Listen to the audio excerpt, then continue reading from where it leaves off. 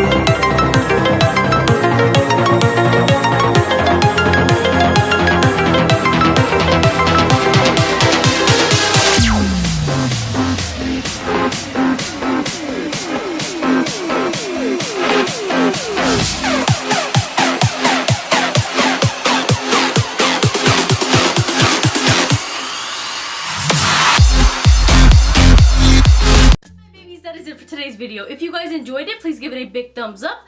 Don't forget to hit that subscribe button and leave some comments down below for me. And guys, by the way, Christmas and the holidays is coming up as well. So if you guys want to see any kind of videos, any Harry Potter DIYs, any other DIYs, any other makeup tutorials, just drop some suggestions down below because I am trying to plan some things in my planner for the holidays. I'm kind of stumped. I have some baking videos and stuff that I want to do for you guys, but other than that, I don't really know what else to do. So let me know what you guys want to see down below, and until next time, I will catch you guys in my next video.